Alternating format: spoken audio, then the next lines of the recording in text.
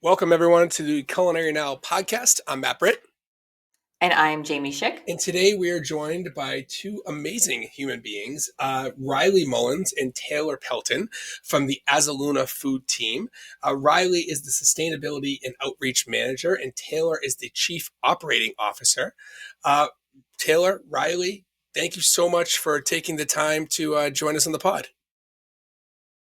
It is our pleasure, Matt. Thank you so much. Jamie, pleasure to be here. Very Yeah, excited. thank you so much for having us. So, as someone who has learned a lot about your company in the most recent couple of weeks, I imagine that there may be some listeners who don't know what Azuluna Foods is or what they stand for or what they do.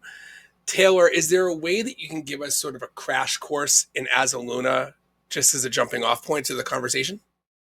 Yeah, without a doubt. I think, usually I start with just our background and history because that really informs, our full experience. So I think it's important to note that, we were founded in 2004 by Dr. George Saperstein.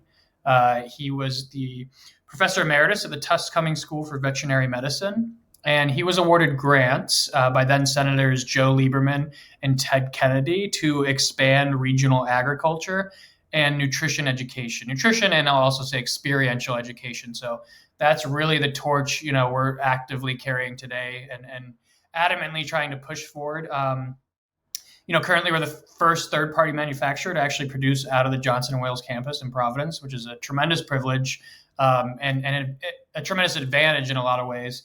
And basically we make ready-to-eat meals, fresh, never frozen.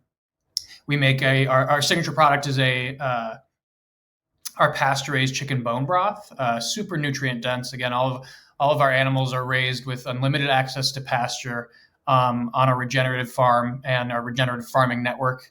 Our hub ship farms in Woodstock, Connecticut. And then we also, sell our pasture-raised meats directly to consumer all through our website, azulunafoods.com. We're actually in the process of launching a pretty robust sort of nutritional wellness program. And then, sort of at the foundation of everything that we're doing is our just experiential education, right? So, partnering with local schools and curriculum in the immediate sort of New England, Connecticut area to bring people out to the farm to have, everyone sort of experience what, traditional sort of high welfare animal husbandry looks like. And just engage with sort of that natural process. Ryleigh. Yeah, I think our ethos sums up our brand really well, which is regenerative farming, better foods, stronger communities. So, like Taylor said, we have the high animal welfare standards and ecologically mindful land stewardship, which is grounded in our principles of regenerative farming. And we expand those standards through our hub and spoke network of farmers within the southern New England region. And then, those meats get put into really high quality, nutritious designed foods. And the educational component, it ties in the stronger communities. So we really want to connect consumers with the land and the animals that the food came from, and just really bridge the gap between consumer plate and the farm itself. So, yeah. I think that there's so much to dive into with what both of you just said. One thing that I was thinking as you were speaking, Taylor, is the brand sounds like it experienced a lot of growth, starting from just the bone broth to everything you just talked about and even more. Did you find that there were any challenges with growing or starting up? Yeah, no, that's a great question. Full disclosure, Ryleigh and I have we came on pretty recently, and I'd say sort of the majority of our recent horsepower has been in the last year, right? So we've done a lot of sort of brand and product refinement this past year, and we're really positioning ourselves in the market now to really start to drive traffic to our brand and create as much brand awareness as possible. I think one of the biggest challenges potentially for any brand, especially a sort of entrepreneurial startup, that we are is just articulating the full scope of our mission, right? We have a pretty sort of bold and grandiose mission, and we have a few different product lines. So it's really getting people really connecting with the audience, that we think would really appreciate the products and the mission we're aspiring to. So I'd say, in addition to that, a challenge, any sort of startup's always going to experience, especially in the CPG sort of food direct to consumer world, is just product and market differentiation, right? We're in the ready to eat meal sector, which, as I'm sure you all know, is highly saturated, especially, in a sort of post, but not really post COVID society. So yeah, super saturated market, but we're really looking to articulate the true quality of our product and the capacity to which we are engaging with every aspect of the production cycle, right? So, a lot of brands can't sort of boast the claim that we're doing all the farming, like all the chicken, the pork, and the lamb in our ready to eat meals is raised by us personally at our regenerative farm in Woodstock, Connecticut. I'm there, every chicken harvest, rounding up our chickens to process, which is no easy feat. Just not to get too sidetracked, but we're really, really excited to just be on the Johnson and Wales campus. And, we've been talking with Dean Evans and orchestrating a really integrated internship model. And in that, we want students, especially in the Sustainable Food Systems program, to experience this really integrated sort of multidisciplinary model where they can see sort of the dirty laundry of what it takes to start a business, right? I think that's probably more important than anything. And then B, work in agriculture. I'm a chef by trade. I'm a Johnson Wales graduate. Go Wildcats. I've never said that, but go Wildcats. Not a sports guy. But, I really wish I had a lot more agriculture experience sort of at the beginning of my culinary journey. So other challenges, thankfully, we have a really awesome team. It's a small team, but everyone is incredibly smart, present company included. Ryleigh is just completely on top of this. And, it's a ton of work, and it's you really have to be committed and fully invested in the mission, which thankfully our entire team is. And I'll let Ryleigh sort of speak to that. So Taylor, real fast, because I do want Ryleigh to respond to this, but I want to frame it because you just laid out a lot. And there's so many things I want to touch on the Johnson and Wales relationship, because it is so new and so exciting. But besides that, I really want to go back to in an oversaturated market, as you said, what makes Azuluna? I mean, you laid it all out there, but Ryleigh, maybe from the sustainability side of things, what makes Azuluna unique and, dare I say, better? Because I've had your food; it's really good. Why is it better on the other levels? Well, I think something that really sets us aside from other brands in the market is that we do raise our own animals, right? So all of our lamb, chicken, eggs, pork, it's all raised on our farms, our network of farms. And we've just done a really fantastic job working with the Director of Agriculture, Nick Miniter, to establish really high animal welfare rearing standards so that not only are our animal, that our meats taste delicious, but we're also, it's creating a more nutrient dense product because we're taking care of the land and the animals in a way that sustains the land for the next generation and creates biodiversity.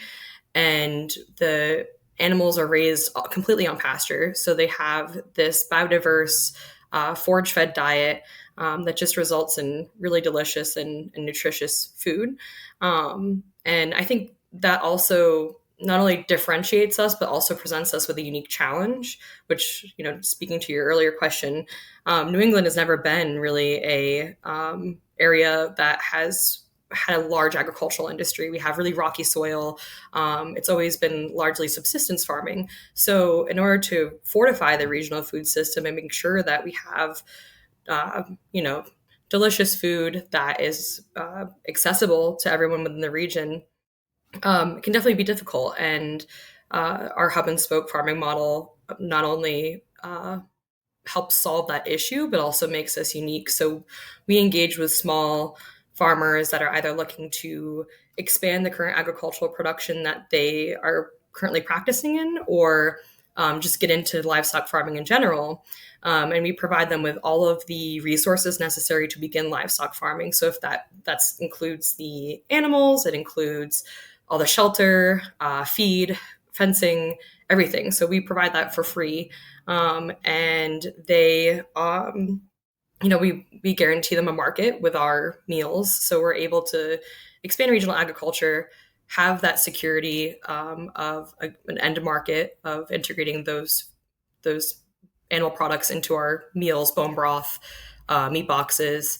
And then additionally, it really lowers the barrier for producers that are looking to get into livestock agriculture, and allows them to participate in a way that doesn't require big capital investment up front. So it's both makes us unique, but also is a challenge in and of itself. So that's interesting. And I know, Jaime, you might have had a question on this later, but like maybe I can just use it as a way to sort of go to Taylor. With all these unique things that you're doing and the regenerative farming, and I assume that those are elements that other, prepackaged meals are not doing. Who is the target market for Azuluna? Because when I think of prepackaged meals, I mean, my mind goes to like senior citizens, Meals on Wheels. And I know that's not the right demographic, but like, who are you going to, like, with all this good work that you're doing? Yeah, absolutely. So, I think it's sort of a cop out of an answer, but at the end of the day, we're looking for individuals who really support our mission, right? Who care about the food they eat, they care about where it comes from, and maybe most importantly, they care about how it impacts not only their individual health, but the health of their full community, right? Whether that's the physical landscape, the overall health of their community, or sort of economic fortitude, right? A lot of what we're doing is bolstering regional economies through this hub and spoke model. So, I could give you sort of the more granular marketing answer, which is like, female leaning, ages 25 to 44 with a median income, which is great. We definitely have our target more specifically there, but we're really just trying to connect with people to which this is really important to. Our founder, Ken Rappaport, he always likes to joke that the way we're farming is the most efficient, inefficient method of farming, right?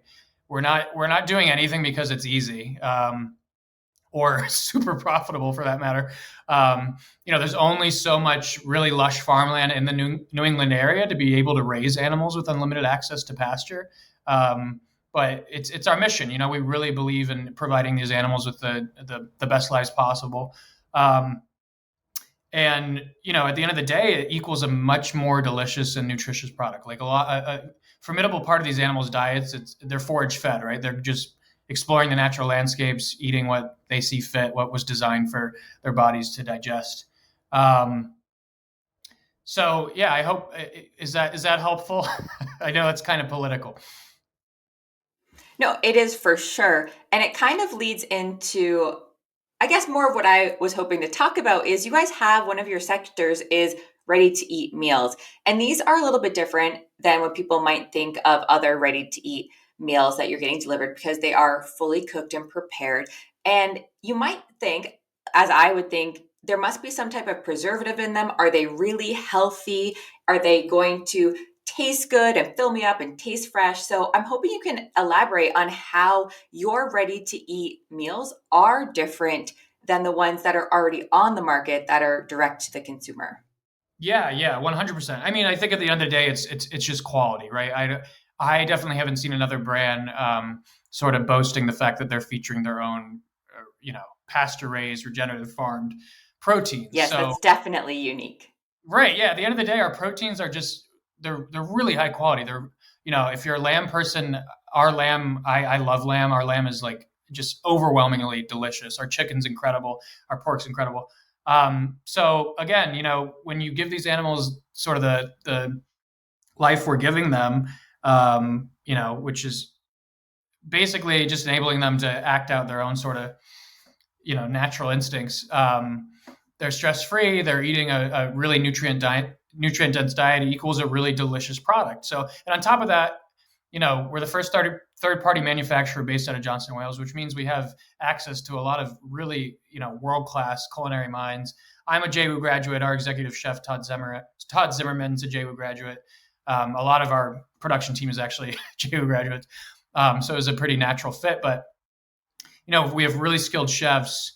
We're sourcing local first. Again, bolstering regional economies is really one of our core principles. But organic, whenever we can't sort of source locally. All of our meals are GMO free, they're gluten free, they're soy free, and they're refined sugar free. And this was very intentional. We have a dietetic team led by Jerry Brewster. And Jerry was the director of nutrition at the Atkins Center in Manhattan for many years. She's, we always refer to her as the world's smartest dietitian. Because she really, really just knows her stuff. And she personally designs all of these meals with me and the production team to ensure their, macro and microbiotic balance, to make sure, everything is GMO, gluten, soy, refined sugar free. So, I mean, to sum that up, super, super high quality. They're made to order every week. They're delivered fresh, never frozen. We're using local and or organic produce and products whenever possible. We partner with a lot of local companies like Narragansett Creamery, Ocean State Pepper Company. Again, we're all about our local economies here, right? So we're trying to lift each other up whenever possible. And we just, we're on campus at Johnson & Wales. We have access to great culinary minds. So I hope that helps. Yes. Oh my gosh, that sounds awesome. And I was just looking through your menu. Oh my gosh, you guys have snacks. You have your menu is like honestly the biggest one that I've seen for a company who does this. Like the variety is outstanding. I would think, are you working with chefs to create this? Because the meal combinations and again the variety is insane. Yeah. So again, we just have a tremendous production crew, right? A lot of super experienced, classically JWU trained chefs. I myself am a chef by trade. So, we're really trying to, I wouldn't say push the boundaries, but just refine what a ready to eat meal can be. We're trying to create the most nutrient dense ready to eat meal available on the market. And we want people to be excited about our flavor combinations, about our quality. And speaking to Matthew's point earlier, in terms of our target market, we have seen sort of younger families engage with our brand more often than not. So we are going to begin introducing more a la carte items rather than sort of curated meals. So people will be able to buy, for example, like our miso yaki grilled chicken as a entree, and then build their own sort of family style meal accordingly. So that's awesome. And I think that we're starting to kind of dip our toe into like where you're making changes to improve the product. And it's a little weird because like with such a great foundation, you have all this farming, you have the nutrition side of things, you have, as you said, an amazing executive chef who's really pushing the envelope and creating awesome options. But as we look to the future, as you like how I just embedded myself in your company, as we look to the future. Now, as you look to the future, you mentioned like the fact that your product is never frozen. Have you considered, or are you like looking at retail options, which could like require you to freeze product for either distribution or for shelf stableness or what have you? And is Azuluna, like, how committed to the mission are they? Are they willing to eventually adapt to maybe reach a wider, sort of population of people? Yeah, absolutely. I was just on the cusp of speaking to this. To your point earlier, what are the challenges you face as a startup, right? It's adaptation, right? It's there's a lot of A and B testing, and there's a lot of throwing stuff at the wall and seeing what sticks.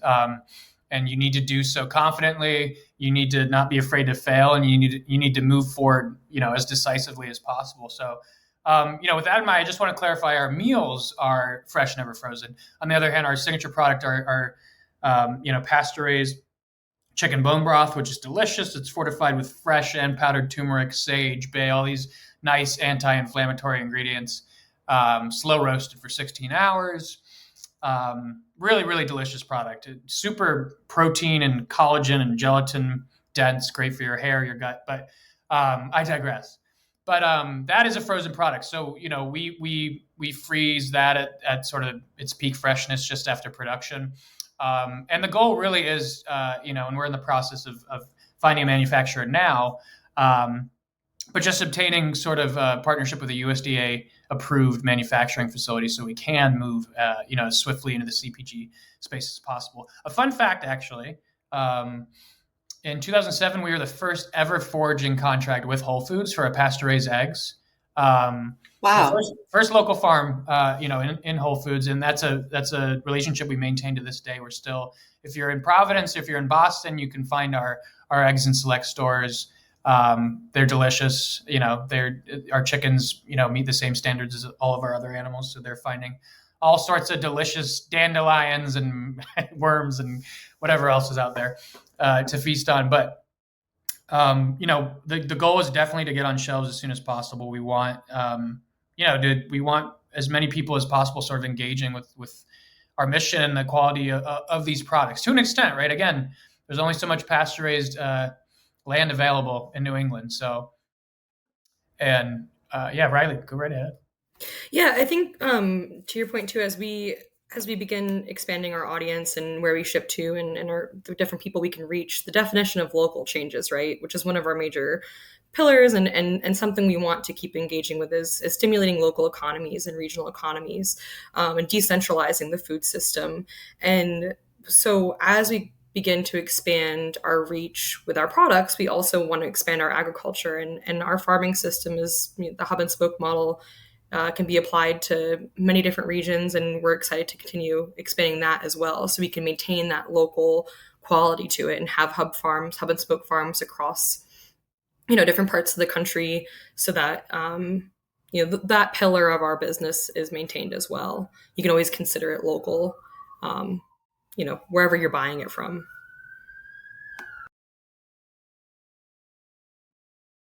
Taylor, did you want to expand on that at all? Oh, I'm sorry. Did you say Taylor? I saw you bouncing. I did. Yeah, I didn't know if you wanted to expand on that. I saw you bouncing. No, that's I mean, Ryleigh hit the nail on the head. One thing I will say too that's really important to us, and I think differentiates us as a brand, is come visit us. Like we want you to come see the farm. As a sort of a network of hub and spoke farms and a small startup, we don't have the same marketing budget or overall budget that other competitors do to get their farms sort of like organically certified. It's just it can be cost prohibitive for a model like ours, but we stand by our standards, till the sky turns blue. Is that a phrase? I don't know. We really, really, really stand by our standards, and we don't feel as though we need to sort of pursue those certifications to know that we're doing the right thing. And what we will say is, come visit us. We have a really beautiful bucolic farm in the foothills of Woodstock, Connecticut, and we're gonna be having regular farm tours monthly, just open to the public. We have a really cool sort of hayride to go around and see the different pastures and see our different animals, see our historic farmhouse. So we want customers to be comfortable and confident in the claims we're making, and we want to be as transparent as possible. So. I love that. So speaking of visiting, you guys recently were asked to go to the White House, which is awesome, to participate in a conference on hunger, nutrition, and health. What was that experience like? Because I had this obsession with the White House, and I wanted to work there when I was younger. So I think that sounds like a really cool opportunity. Can you talk about that a little bit? Yeah, absolutely. So just to clarify, I wish we were invited to the White House, but we actually hosted a satellite event on the Johnson & Wales campus with sort of our panel of experts, which included Dr. George Saperstein, who I mentioned before, JWU's very own TJ Deladon, Assistant Dean of Culinary Relations. We love TJ. TJ sits on our board, and he's been, a massive sort of benefactor and getting started, getting things off the ground. Our co-branded partner, Andrea Rogers. Andrea is a Beachbody super trainer, celebrity trainer, and she, really supported our mission early on. And Dr. Jerry Brewster. And then we also actually had Ken, our founder's mom, Joyce Quinn. I believe Joyce is 92, but she is a avid consumer of our products, and it shows just in her demeanor and her physical health. So, yes, long story short, we hosted a satellite event on campus at Johnson & Wales. It was the 2022 White House Conference on Hunger, Nutrition, and Health. I believe it was the first one in 50 years, which is, kind of disheartening. But it was an honor and a privilege to sort of have our panel speak to the programming and to do so on Johnson & Wales campus. Yeah, that's awesome. That's really cool. I was able to sort of participate in that a little bit, or at least I viewed it and I went to it, but virtually, and it was truly inspiring. And you're right, Taylor, a little scary that it had been so long, but it's great that not only you and also Jawu and all those people are involved in moving this forward. I do have a question because you said a little bit earlier, like, come to the farm, see what we're doing, and then you were like, and we're not going to bend, and you said all these things that really are reassuring to probably your customers and also those listening, that you stand behind your products so much. I do wonder, and this is maybe a question for Ryleigh because of your role in the sustainability world, is I see this a lot at Johnson & Wales. Sustainability the word is thrown around everywhere. And I feel like it's diluted a little bit in the sense that no one really knows what it means. And I think people use it as either a health halo or they use it as a marketing tool. But Ryleigh, like, what is sustainability for Azuluna? I'll just leave it there. So how does Azuluna define sustainability? Yeah, absolutely. I think sustainability can be looked at from a three-pronged perspective. I think oftentimes we associate it with environmental sustainability, which is totally accurate. There is an ecological component to sustainability, right? So by definition, that would be, preserving the land and its resources for the next generation of people to use it. And that can certainly be applied to our tenets as far as farming goes. Regenerative agriculture, which is starting to become a little bit more of a buzzword as well, is called regenerative because we practice land management techniques that work hand in hand with the local ecology. So we are actively making an effort to ensure that the local flora and fauna are benefiting from the farming in the same way we are. So we practice adaptive grazing, which basically allows us to have really robust, healthy pastures that are grazed by the animals. They're able to, like Taylor really well articulated before, they're able to eat, a forage-based diet. As they move the pastures, they compress and stomp on some of the biomass, which reintroduces carbon back into the soil, which allows us to have fertile, healthy soils in the future. The animals, as they move, they fertilize naturally. So we have a really nutrient dense, rich soil as well. So we continue being able to grow these beautiful, diverse pastures. We're just working with the land that already exists there. And then we also practice silvopasture, which is integrating animals into forestry. We use our pigs for that. They're great little bulldozers, and they clear out any invasive plants that might be, suppressing or taking over and competing with the other local plants that are native to the area that would benefit the species that originally exists there. And then we're able to reseed those areas with native plants as well. So from an environmental perspective, that's really where we kind of come into play and tackle sustainability in that aspect. But then there's the other two components of sustainability. So environmental being the first, economic being the second, right? So anything needs to be reasonably profitable in order to maintain itself. So I think that, again, comes into play with our diversity of products that we make, but also within our hub and spoke model, right? We're really integrating and synergizing all of these different components of the food system to benefit and uplift each other. So we have the full loop of the food system. It goes from soil health to animal health, to healthy food, to healthy people that are informed about farming and can become citizen consumers that reinforce and invest into brands like ours that continue to promote these pillars and these values. So we're reasonably profitable, which allows for economic sustainability. And then the third would be social sustainability. So, and those kind of play hand in hand. I think socioeconomics are very integrated. But from a social perspective, we again are able to support small local farmers. So we're decentralizing the food system, which really helps create more resilient regional food systems. I think sustainable is a great word. I think it definitely is necessary. But when we're talking about food systems, we also want them to be resilient. So with that, the quality that imbues is that if there's any external disturbances, our food systems are still able to maintain their function and identity within the context of which they exist. An example of lack of resilience for industrial food systems would be the pandemic, right? We saw a lot of falters there. We weren't able to maintain those big national supply chains that originally dominated our nation's food system, or the egg inflation, right? We're seeing on a national level, egg prices go up because of avian flu outbreaks. And so not only do we want our brand to be sustainable, but also resilient.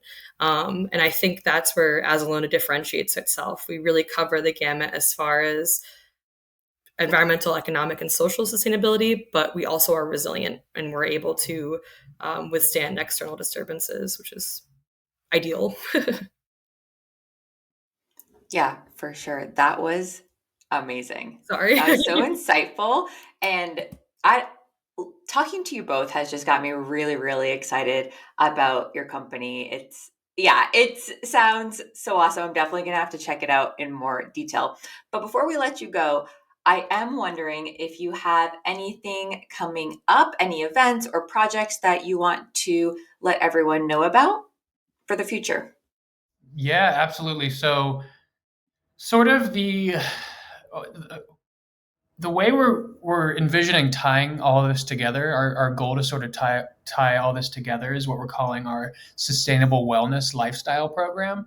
And I think just in general, this idea of sustainable wellness, that's how we design all of our products with that in mind, right? We're creating nutrient dense, ready to eat meals. So, when I was literally, unfortunately, like responding to an email at some point in this conversation, just because, we can't really turn it off, but I don't have a lot of time to eat some days, and to be able to take one of our meals is a huge perk of the job, and pop it in the microwave and have like pasture raised local organic goodness just right in front of me to unfortunately gobble down thoughtlessly.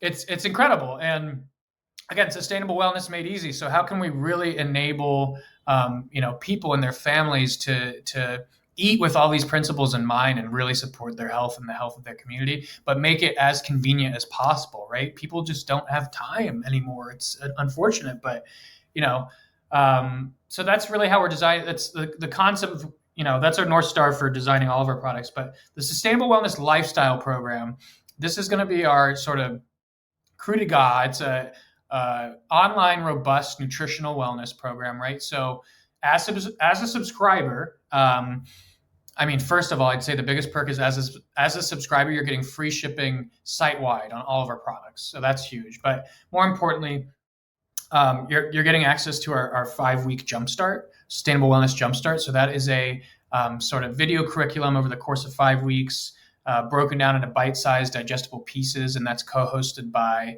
Andrea Rogers, fitness expert we discussed further previously, Maria Castro, who is our nutrition program coordinator, and Jerry Brewster, our director of nutritional science and education. And that's really going to sort of, for lack of a better word, indoctrinate you into our sort of nutritional lifestyle philosophy. And what we hope will be a really digestible way. You'll sort of get handouts along the way to track your habits, or we have our app as well, which will help you track everything in app really conveniently. Again, sustainable wellness made easy, right? In addition, you'll have access to Living Plate, which is an online meal planning software. So you'll be able to plan your weekly meals for you and your family just by dragging and dropping different recipes from this massive recipe database. It'll break down your weekly meal plans by macros, by calories. It will also sort of auto-generate a grocery list for you. So that's obviously a huge sort of added value component. And then you'll also have direct connection with our dietetic team. So you can have direct consultations with our dietetic team if you're looking to do a deeper dive on your nutritional health. So, that's sort of the ecosystem we're trying to create and tie everything together. So we're hoping, we're going to have that launch just around Mother's Day. And we're really, really excited. We've been developing this product for quite some time. So, super, super exciting. I think too, I know we spoke to this earlier, but we're also expanding our education initiatives. So if there are any, educators out there, one of my biggest drivers is to get students in middle school and high school on the farm, doing experiential education, using the farm as a backdrop for the classroom. So we are, food and farming is at the intersection of so many different topics. So if there are any, educators out there listening, be it at Johnson & Wales or beyond, we are super flexible in integrating curriculum. Right now I'm designing a course on fermentation, which touches upon animal science with, rumens and fermenting, obviously food with fermentation, and then soil microbes as well. So, anyone that's interested in bringing students or their families, like Taylor said, we have our weekend farm tours. We have this beautiful Amish, wagon, for lack of a better word. It's an open air wagon. And we go through the whole farming system and really lay out exactly what we do and how we do it. So if any folks are interested in visiting, feel free to contact or visit our website or contact me at rmullins@azulunafoods.com. I don't know if I should share my email. There it is. And we're really looking forward to having folks on the farm. Yeah, and I just wanted to, I'd be remiss if I didn't mention sort of all the incredible opportunities, JWU has afforded us. We are in the midst of developing what we're referring to as the Manufacturing and Distribution Education Center. So there's actually a warehouse just off campus. And we want to build that out to really, give culinary students a look into a facet of the culinary universe that is rarely talked about, and that's manufacturing and distribution. Right? There's a lot of different pathways you can take in the culinary world beyond working at small artisanal restaurants or starting your own restaurant. So sort of the first phase of that is distribution. The second phase of that is really building out the manufacturing component. So that's really exciting. And we're talking with Dean Evans and Chef Brandon Lewis. Two wonderful people. Really, really lucky to have them on our side, essentially. But we're planning sort of like I spoke to originally, fully integrated experiential sort of internship program where students could, work in our kitchens. They can work on our farm. We have an event management component at the farm. Work with our dietetic team. Just really see the sort of ins and outs of the messy ins and outs of starting and running a small business and getting it off the ground. So I'm super on a personal level. I'm just so excited for that because I know as a student at Johnson & Wales, I would have been chomping at the bit to get that sort of experience. So it's funny because we interview quite a few Johnson & Wales people, chefs, and none of them talk about Johnson & Wales more than you guys did. So I'm sure that everyone that you mentioned, whether it's Brandon or TJ, and these are all people that we've had on the pod. I mean, you're right. They're amazing. There's amazing human beings. I'm sure they appreciate the love. And I'm glad that we're part of this journey with you because you guys are busy. You're doing so much from the educational side to the sort of regenerative farming to the nutrition. I mean, we know health as medicine has been a thing for eons, but it's finally getting the recognition that it deserves. So I'm so happy that, you're part of our world and it's great to connect on this pod. Real fast before we let you go, you said people can visit your website. You want them to come to the farm. If they're not local to New England, or if they're not, near a computer, everyone has their phone. Is there like a social media that they can follow you on that you're sharing all your good work?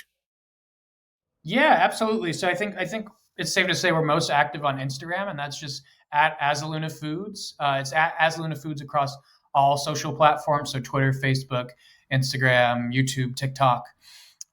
You can also find more information about our actual farming practices and sort of event management at the farm at azulunafarms.com. Um, yeah, and please check us out. I mean, currently we do ship nationwide. So if anyone's interested in trying our products that aren't necessarily located in our direct New England area, we are happy to accommodate. But we're really looking to expand as hyper and more macro regionally as possible as we get going here. So. Well, Taylor and Ryleigh, thank you so much for taking the time today and Yes, sharing your mission Thank you guys and so the much. company's mission and all the good work that you're doing. So check out Azuluna Foods and go to the farm. And if you're in Rhode Island for some reason, come see them at Johnson & Wales. Yeah, there you go. Thank you so much. All right.